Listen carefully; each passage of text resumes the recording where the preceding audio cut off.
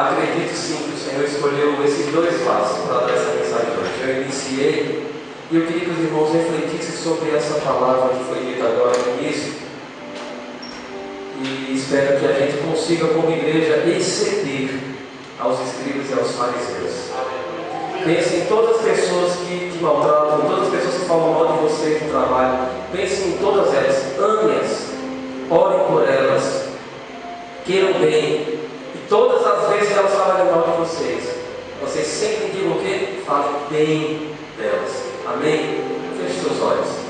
Pai querido e amado Senhor Deus, eu quero te agradecer, Senhor, por esse jovem que tem entregue a sua vida, Senhor, no teu altar. É uma pessoa que tem entendido a tua vocação, o teu chamado.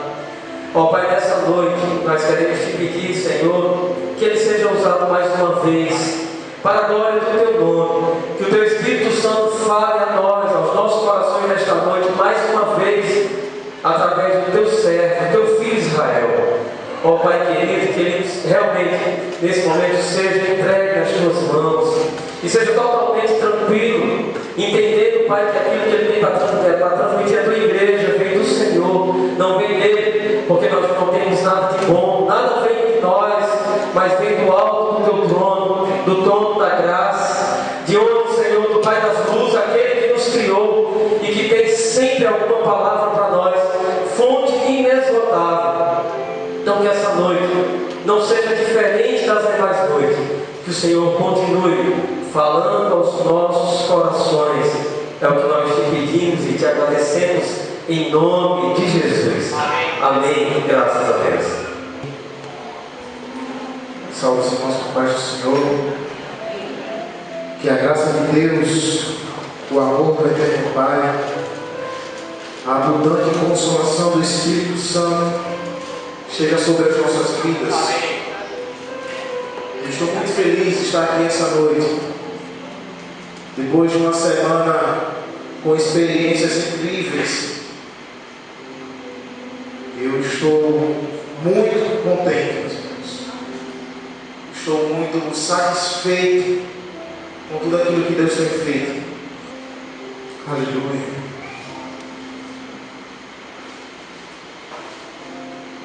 Eu queria falar rapidamente nessa noite sobre o custo que se tem em ser um cristão. Eu não sei se você já parou para pensar qual é o custo que o cristão tem por decidir seguir a Cristo. Se você não parou para pensar, meu irmão, essa é uma outra oportunidade. Leia comigo a partir do versículo 22, diz assim: No dia seguinte, a multidão que ficara do outro lado do mar notou que ali não havia senão um pequeno barco e que Jesus não embarcara nele com os seus discípulos, tendo estes partido sós. Entretanto, outros barquinhos chegaram de Tiberíades, perto do lugar onde comeram o pão, tendo o Senhor dado graças.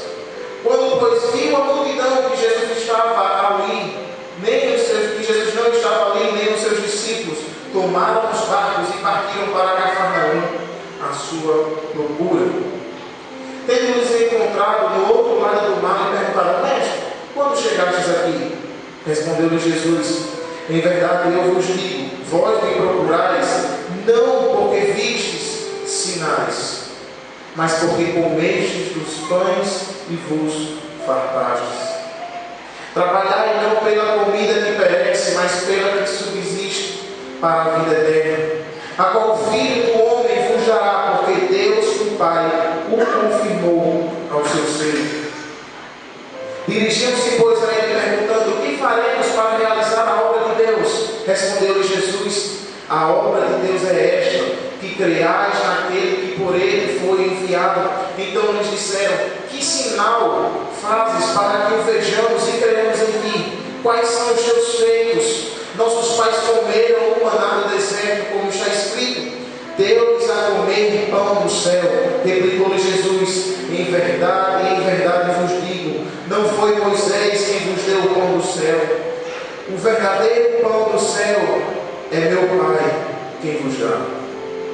Porque o pão de Deus é o que desce do céu e dá vida ao mundo. Então eles disseram: Senhor, dá-nos sempre desse pão. Declarou, pois, Jesus: Eu sou o pão da vida. O que vem a mim jamais terá fome, e o que crê em mim jamais terá sede. Porque eu já vos disse que, embora me tenhas visto, não credes. Todo aquele que o Pai me dá, esse virá a mim, e o que vem a mim, de modo algum eu o lançarei fora. Versículo 38. Porque eu desci do céu não para fazer a minha própria vontade, e sim fazer a vontade daquele que me enviou. Versículo 60. Muitos dos seus discípulos, repita comigo, muitos, tendo ouvido tais palavras, disseram: duro é este discurso, quem o pode ouvir? Mas Jesus, sabendo por si mesmo que eles murmuravam a respeito das suas palavras, interpelou-os: isto vos escandaliza? Quem será, pois, se vires o Filho do Homem subir para o lugar onde primeiro estava? O Espírito é o que vivifica, a carne para nada se aproveita. As palavras que eu vos tenho dito são Espírito e são vida. Contudo, há descrente entre vós, pois Jesus sabia desde o princípio quais eram os que não criam e quem o havia de trair. E prosseguiu: por causa disto é que vos tenho dito, ninguém poderá vir a mim, se pelo Pai não lhe for concedido. À vista disso, muitos dos seus discípulos o abandonaram e já não andavam com ele. Neste texto, eu aprendo que seguir a Cristo, meus irmãos, é a decisão mais importante que o ser humano pode tomar na sua vida.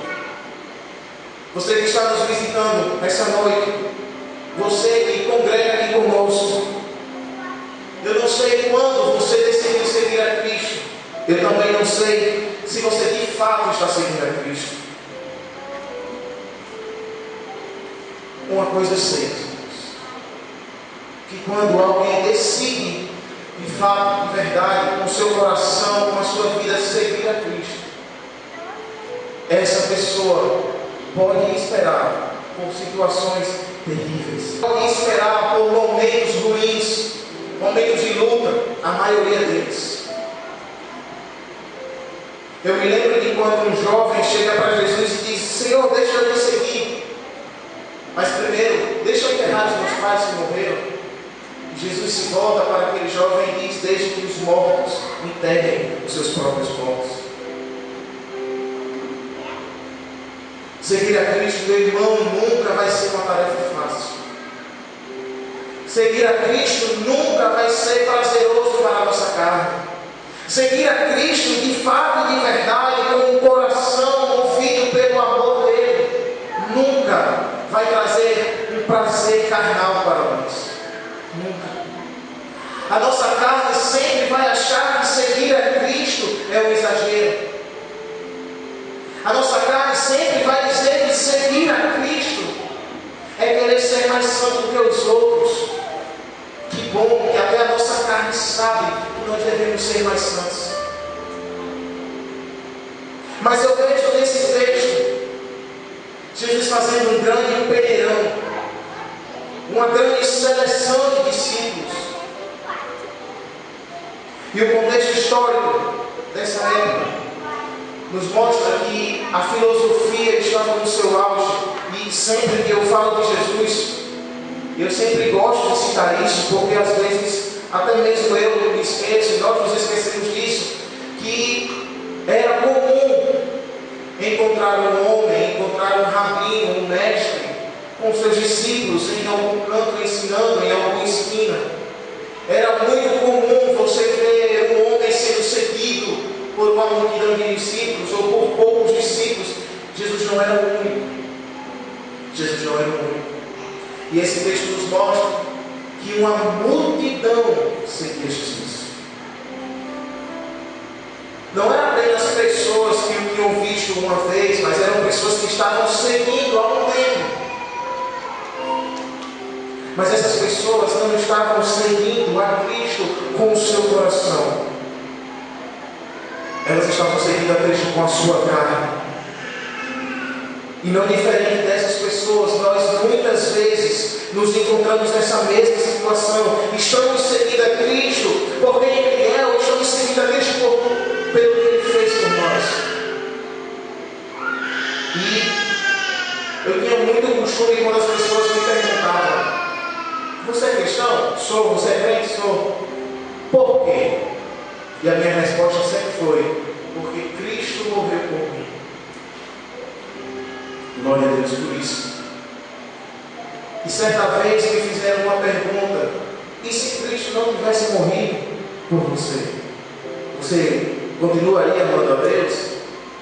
Você continuaria sendo crente e glorificando a Deus? Meus irmãos, e depois desse dia eu passei a refletir sobre isso. E de fato isso é verdade. Nós dizemos que amamos a Cristo, a nossa principal resposta é: porque Ele morreu por mim, porque Ele me salvou. Mas e se Cristo não tivesse morrido por você? Se Deus não tivesse te salvado, você amaria assim a Deus? Mesmo assim você glorificaria a Deus? E automaticamente a nossa mente pensa: isso é impossível. Como alguém vai conseguir amar se não tiver alguma retribuição? É porque esse amor é o amor carnal. Mas o amor bíblico, que Cristo nos ensina, é o amor que você ama sem esperar nada em troca. É o amor que você perdoa alguém sem ela nem pedir perdão. É o amor que você ama o seu inimigo, como o pastor deu aqui. Mesmo ele maldizendo você, mesmo ele perseguindo você. Seguir a Cristo, meus irmãos. Qual é o custo que você está tendo na sua vida por ser cristão? Está lhe custando alguma coisa de fato ser crente? Está lhe custando alguma coisa de verdade? Você vir todos os domingos aqui para a igreja, você dizer no seu trabalho, na sua faculdade, na sua família que você é crente. Qual é o custo que isso está tendo a você? Está tendo algum custo? Dizer não à forma mundana, dizer não ao pensamento mundano sobre a vida, sobre política, sobre religião. Domingo passado, o nosso pastor nos deu uma palavra que no dia anterior eu estava lendo Romanos, o livro de Romanos, e no capítulo 13 Paulo fala exatamente a palavra que o pastor nos deu no domingo, que nós devemos orar pelos nossos líderes e governantes. Orar. Israel, mas eu vou falar o nome da pessoa porque ela é que é a mais citada, mas a presidenta do nosso país está afundando o Brasil. Meus irmãos, ela apenas está dando um empurrãozinho para aquilo que já estava indo embora. Entenda que servir a Cristo, seguir a Cristo, se dizer cristão genuíno, vai lhe custar.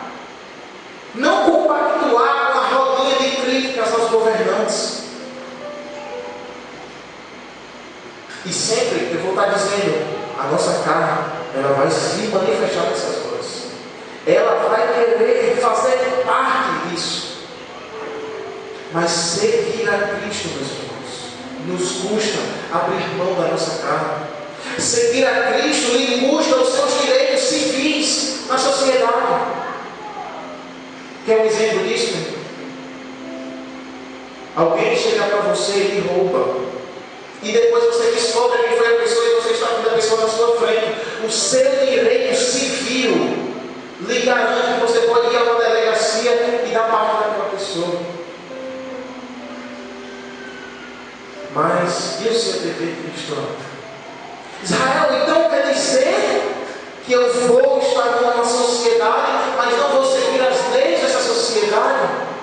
Não, meus irmãos.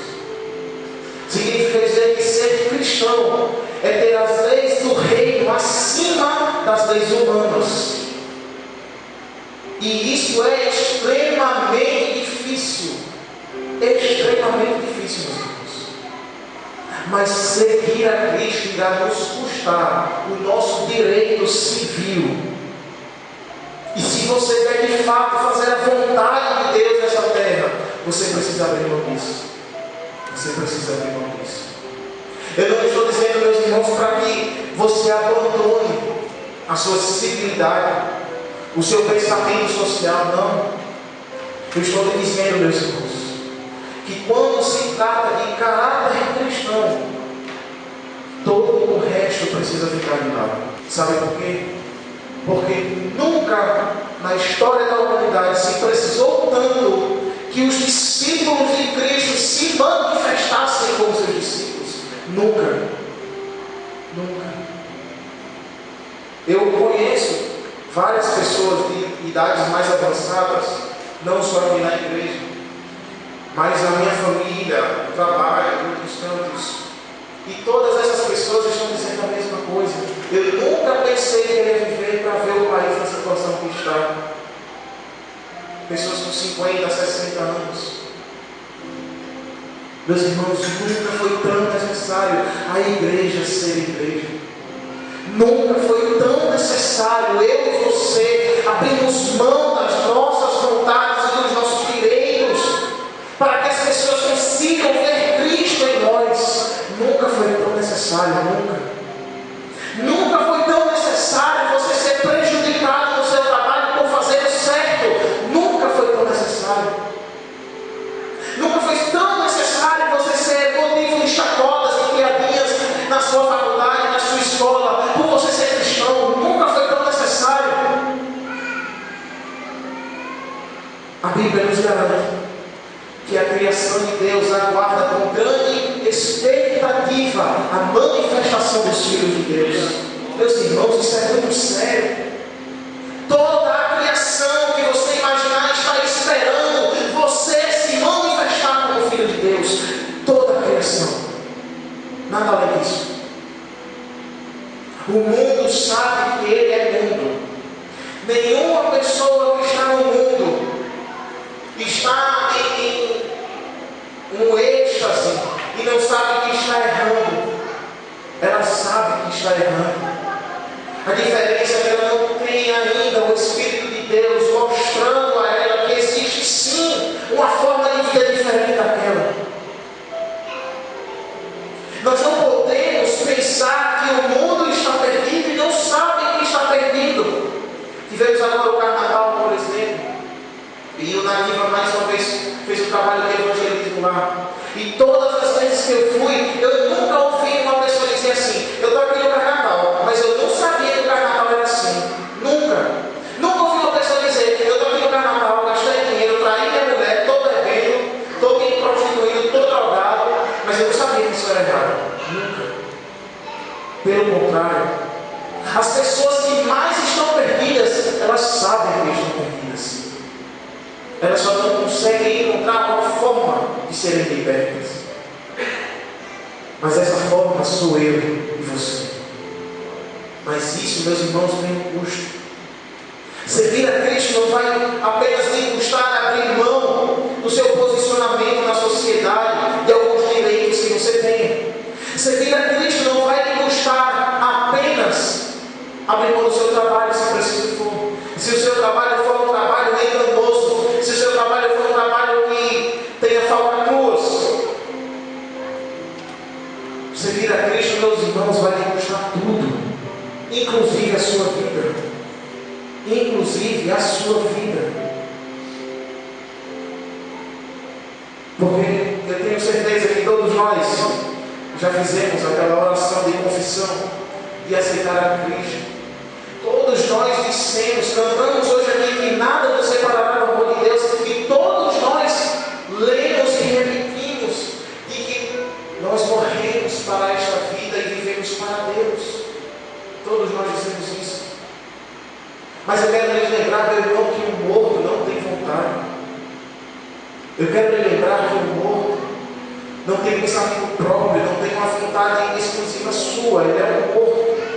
E se nós de fato morremos para este mundo e vivemos para Deus, só nos resta uma vontade.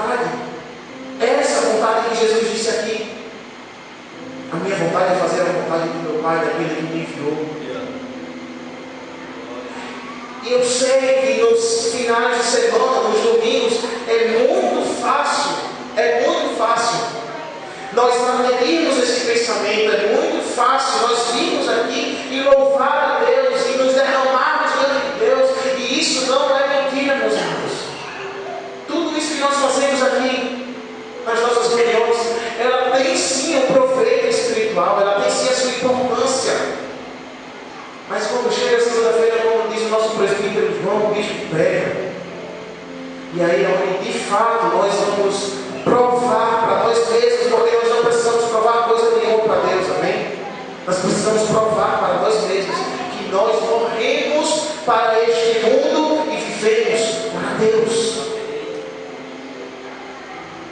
E muitas vezes nós entramos na rotina e nós não nos lembramos que estamos sendo observados todos os dias. Todos os dias. Porque a pessoa que está no erro, ela só espera um momento de quem está na certa errada para dizer: você é igual a mim. E isso faz de nós pessoas observadas muito mais do que as outras. Paulo diz que nós somos uma carta escrita de Deus para o mundo em Coríntios. O que é que está escrito em você, meu irmão? No vídeo que vemos da criança Miriam, o nome dela, refugiada pelos ataques das forças islâmicas, várias barracas daquelas, os cristãos convertidos do islamismo foram expulsos de suas casas, tiveram suas casas destruídas.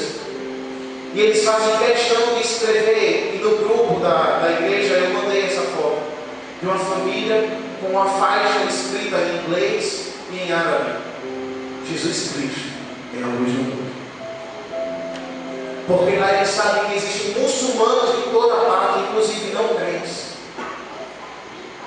E mesmo em meio àquela tragédia toda, eles estão dizendo: Jesus Cristo é a luz do mundo. Meus irmãos, isso tem um custo altíssimo. Alguns jovens aqui da igreja teve a oportunidade de, há quase 5 meses atrás, estar na conferência do M3 por Cristo aos muçulmanos. E lá nós vimos e ouvimos relatos de pessoas que eram muçulmanos. E quando aceitaram Cristo como seu Salvador, foram esquecidas pelas suas famílias, perseguidas pelas famílias. O casal palestrante que estava lá, eles estão refugiados aqui no Brasil. A própria família, a própria mãe, a própria irmã daquela mulher a denunciou para a polícia do Estado e do país. A própria irmã, simplesmente porque ela abandonou aquela religião. Simplesmente por isso. O que o Evangelho tem me custado, meu irmão? Não tem me custado nada ser crente. Não tem me custado nada seguir a Cristo. Não tem me custado nada servir a Deus. Porque a minha Bíblia e a sua Bíblia deixam muito claro que seguir a Cristo tem um custo muito grande. E pode notar, meus irmãos, que quando algo começa a ser rodinha, quando começa a entrar no oba-oba, Jesus separa. Jesus olha para aquela multidão e diz assim: eu sou o pão da vida. Para aqueles judeus, meus irmãos, aquilo era a maior blasfêmia que Jesus poderia ter dito. E não bastava ele dizer ser o pão da vida, ele ainda se disse ser filho de Deus, e mais ainda se disse ser o próprio Deus. Até aquele momento estava tudo muito bom. Jesus estava curando, Jesus estava multiplicando os pães, estava multiplicando os peixes, estava transformando água em vinho. Até aquele momento estava muito bom. E a multidão seguia Jesus demais, tranquilo demais. E se tivesse Twitter naquela época, eles iam dizer: hashtag seguindo Jesus. Só que quando Jesus veio, meu irmão, que o seguir a Ele entrou em modinha, deixou de ser algo espiritual e sério e passou a ser carnal. Ele separa. Ele olha para aquela multidão e diz: eu sou o pão de Deus que desceu do céu, muito maior do que o maná que seus pais comeram. Eu sou o filho de Deus, eu sou o próprio Deus.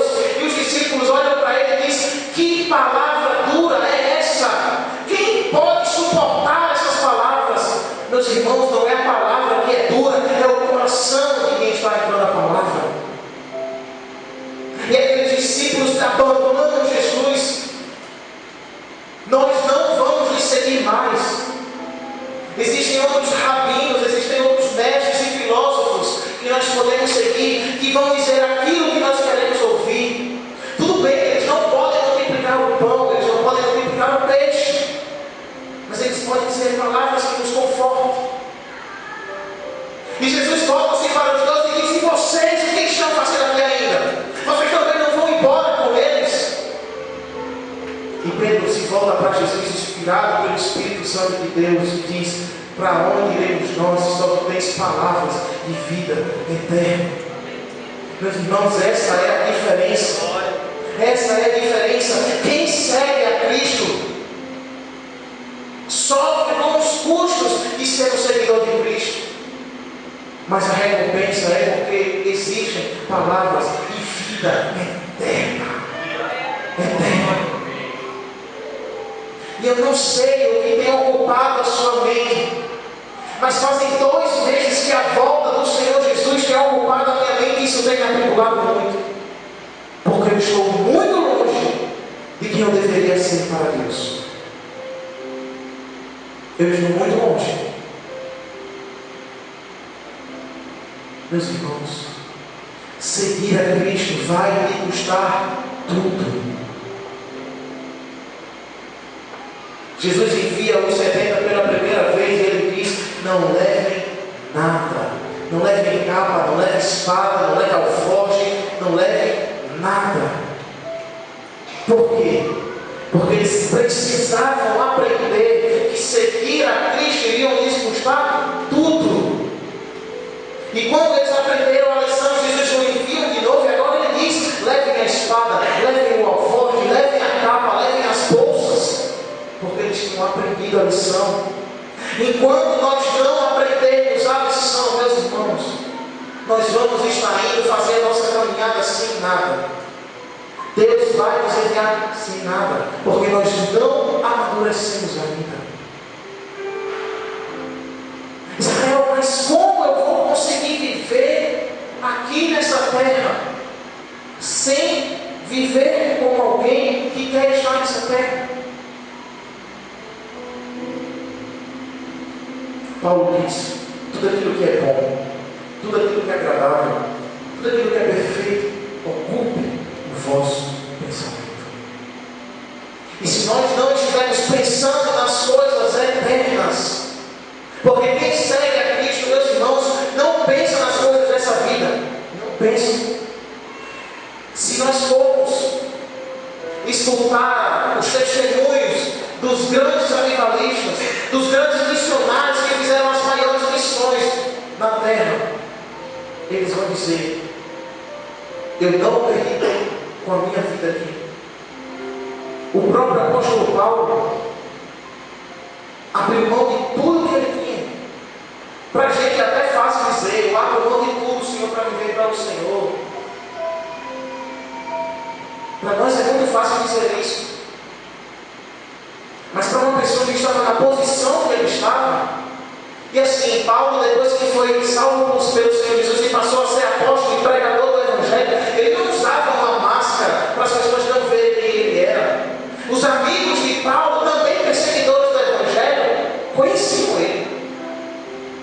Paulo teve que encarar a vergonha, Paulo teve que encarar as piadinhas.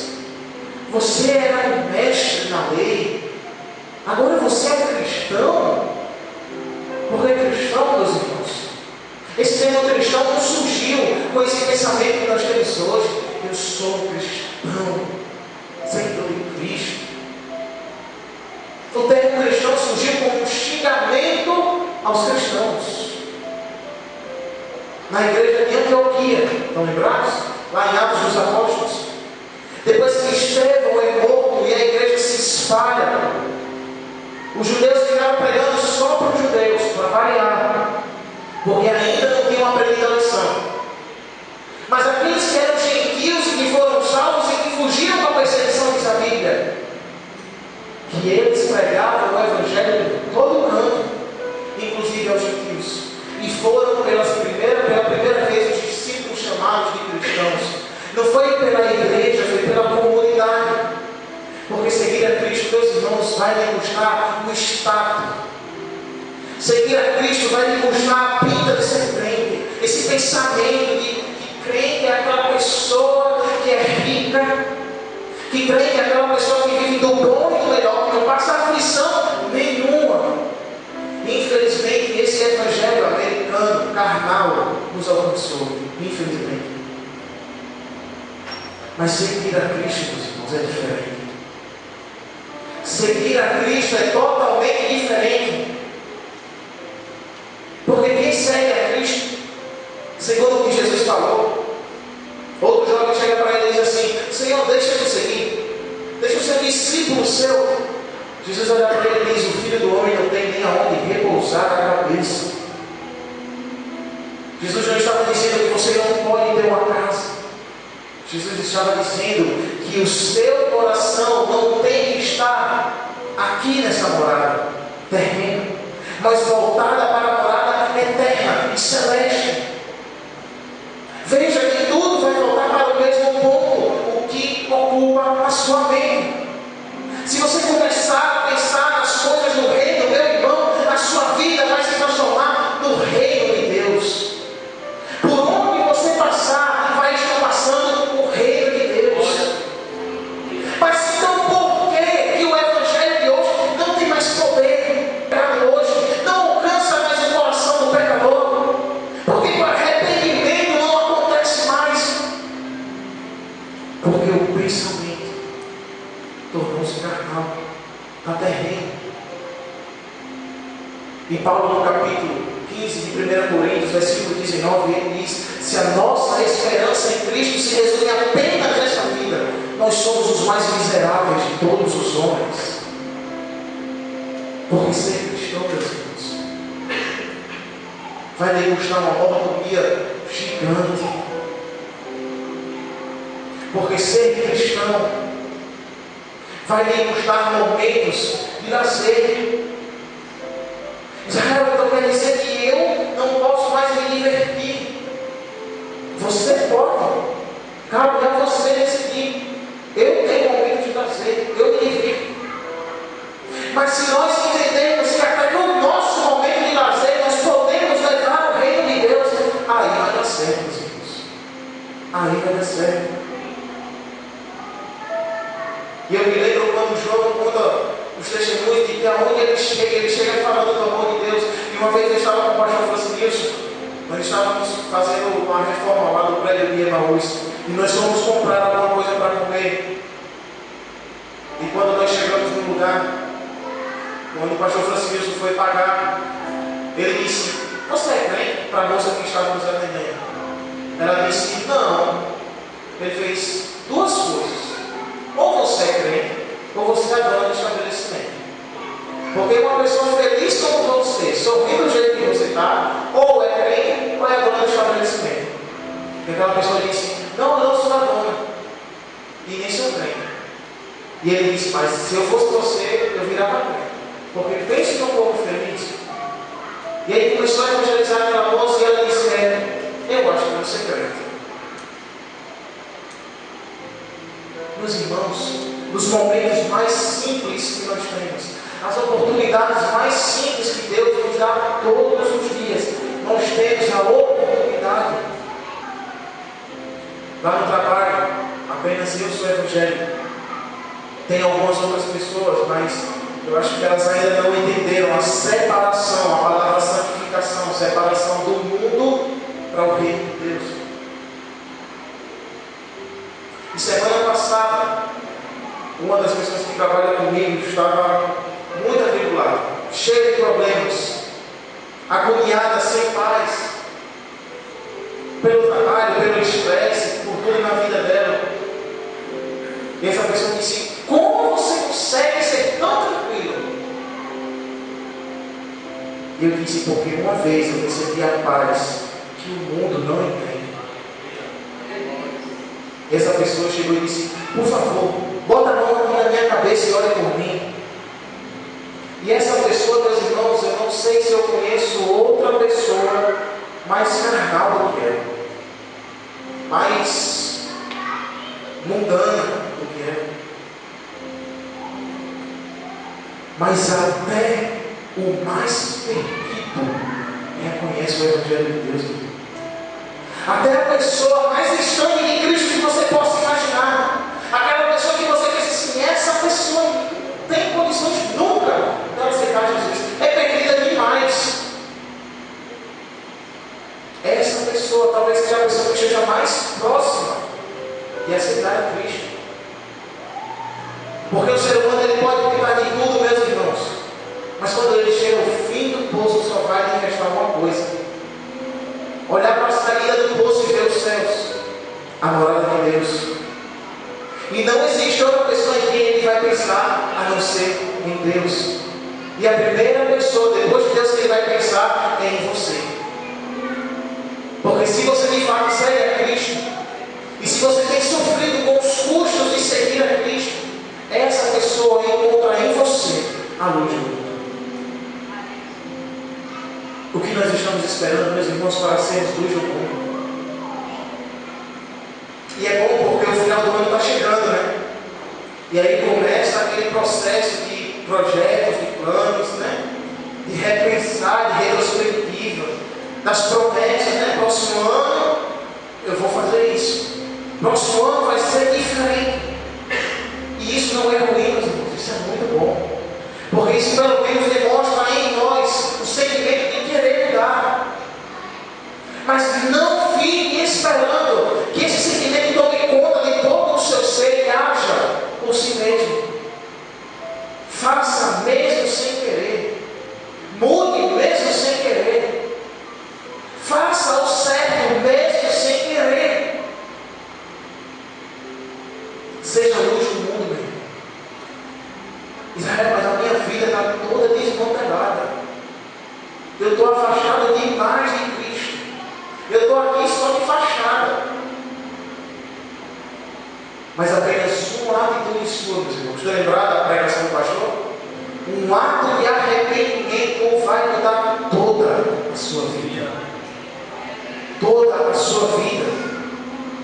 O problema, meus irmãos, é porque nós estamos envolvidos demais com emocionalismo e sensacionalismo. Nós esperamos demais sentir alguma coisa para agir. Só que Hebreus capítulo 10, o Senhor diz que o meu justo viverá pela emoção. Amém? Viverá pela? O que é fé? O que é fé? O que nós temos entendido de fé? O que nós temos vivido de fé? Meus irmãos, viver por fé é muito mais além de dizer que se vive pela fé.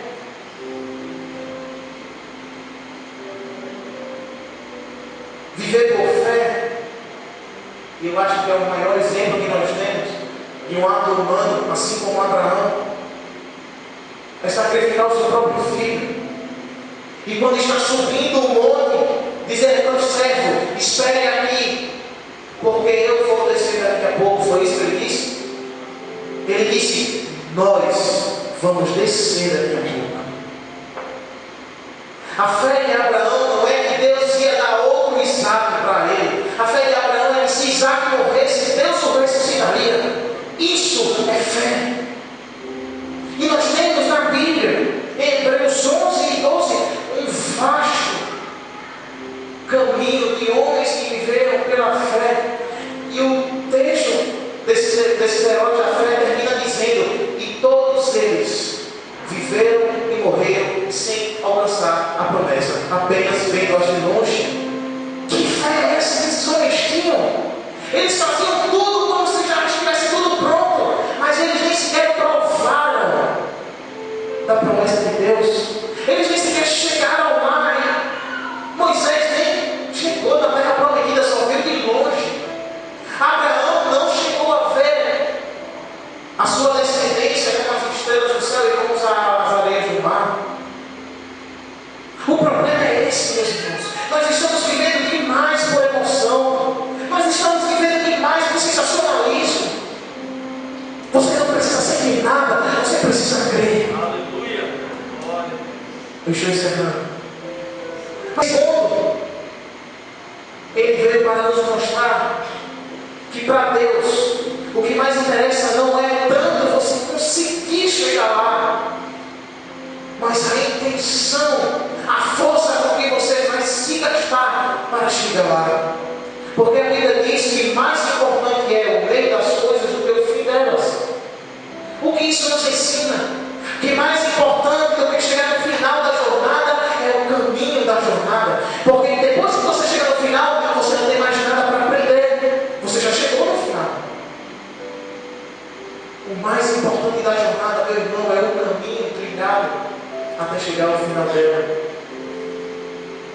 Só existe um final que é mais glorioso. É o nosso casamento com Cristo. E como eu ouvi algumas semanas atrás, isso está mais para um conto. Isso está mais para uma historinha para dormir. Porque a avó já falava disso e morreu, a mãe falava disso e está morrendo. Meus irmãos, lembre-se que Cristo, a sua primeira vida, o que marcou a primeira vida de Cristo, foi a apostasia. Estão lembrados? O povo de Israel mais perdido do que segue em tiroteio. A prostituição tomava conta do povo judeu. A blasfêmia tomava conta. A carnalidade tomava conta. Tudo que não prestava tomava conta. E Jesus veio exatamente nessa época. Interessante. O que marca pela Bíblia a segunda vinda de Cristo. De novo a apostasia. O que está cercando a igreja evangélica no mundo todo? A apostasia. Como disse um amigo meu, Jesus já está descendo as escadas, já começou a descer as escadas, já desceu os primeiros degraus, e daqui a pouco ele está chegando, meus irmãos. Daqui a pouco ele está chegando. O Messias vai vir coroado com glória. Sabe o custo que o cristão tem por seguir a Cristo aqui nessa terra? Esse custo, como diz a música de Livres para Adorar, vai valer muito a pena. Naquele grande dia, meus irmãos, nós vamos poder dizer, você vai ter a rica oportunidade de dizer, Senhor, valeu a pena. Não perca essa oportunidade, meus irmãos. Você tem que ir hoje. Se você não vivia, mas você tem que ir hoje, até a volta de Cristo, a grande oportunidade de um dia poder dizer, Senhor, valeu a pena me seguir. Valeu muito a pena ser cristão. Valeu muito a pena ouvir chacotas e piadinhas. Ouvir dizer que eu quero ser mais santo do que os outros. Valeu muito a pena. Como eu disse, faz algum tempo que esse dia está morrendo na minha cabeça. E meus irmãos, eu não consigo encontrar esperança maior. O cristão, ele não pode encontrar esperança maior do que a volta de Cristo. O nosso coração não pode encontrar um motivo de alegria maior do que a volta de Cristo. Não pode. Nós não podemos. Sabe por quê, meus irmãos? Porque existem vidas lá fora que precisam ouvir essas boas novas neste momento. Nós queremos apenas, Senhor, vivermos de fato para o Senhor. Nós queremos apenas, ó Deus, ver os pecadores arrependidos. Nós queremos apenas ver as famílias restauradas. Nós queremos apenas, ó Deus, ver as pessoas mais perdidas ao nosso redor, dizendo, Cristo nos salvou. Nós queremos apenas, ó Deus, ter a esperança na sua pessoa, não em conquistas humanas, não em conquistas terrenas, mas na conquista eterna. Nós queremos apenas, ó Deus,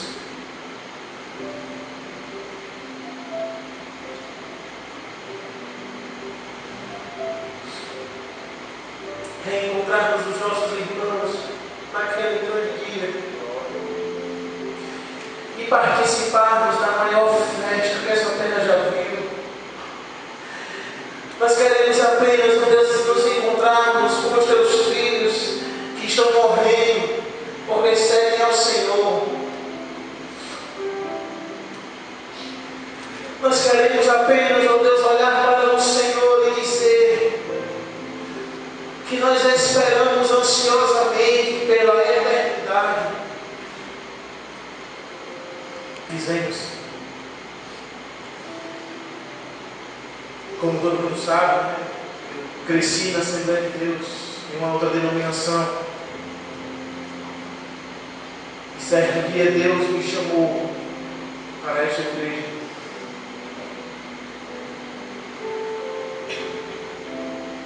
E exige um custo muito grande nisso, Jesus. Muito grande. Eu venho de uma família de pastores, de uma família de pessoas crentes, de igreja, de viver em igreja. Eu cresci dentro de igreja.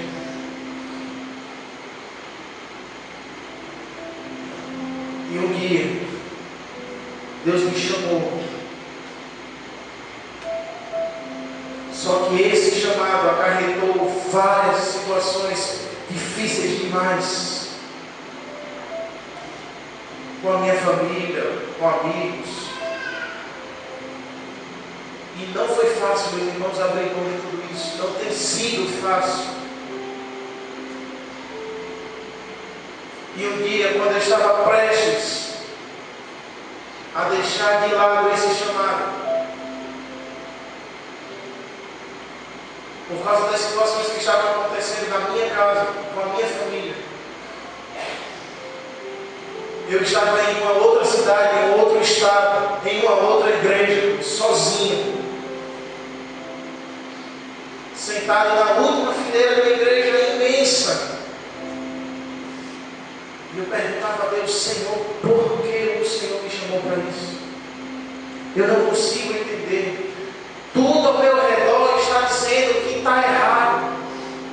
Tudo ao meu redor está dizendo: não é por aí. As pessoas que eu mais respeito estão dizendo: você está errado. E um servo de Deus sobe no púlpito daquela igreja, pega um violão e começa a cantar essa canção. Vai valer a pena. Vai valer muito a pena. Eu não sei qual é o maior custo que você sofre até hoje por seguir a Cristo. Eu não sei se você tem algum custo. Mas eu quero lhe desafiar, meu irmão, a buscar esses custos. Eu quero lhe desafiar a abandonar o ânimo dobre. Eu quero lhe desafiar a abandonar a falta de fé. Eu quero lhe desafiar a você abandonar tudo aquilo que lhe separa do Senhor, mesmo sem você ter forças. Eu quero lhe desafiar, meu irmão, a você decidir viver para Deus com toda a sua vida. Eu quero lhe desafiar a você abandonar as rodinhas de chacota, de fofoca. Eu quero lhe desafiar a você abandonar os vícios. Eu quero lhe desafiar, meu irmão, a você ser igreja de Deus. Porque é muito fácil ser igreja quando nos é conveniente, meus irmãos. É muito fácil nós concordarmos com a Bíblia quando ela está a nosso favor. Mas quando ela está contra nós, quando ela está apontando as nossas atitudes, aí é que nós provamos ser igreja. Principalmente quando existem pessoas não crentes envolvidas. O custo, meu irmão, de ser discípulo de Deus é muito alto. Ser discípulo de Deus não vai lhe custar algumas coisas. Ser discípulo de Deus vai lhe custar tudo. Você pode repetir isso comigo? Ser discípulo de Deus vai lhe custar tudo, inclusive a minha vida.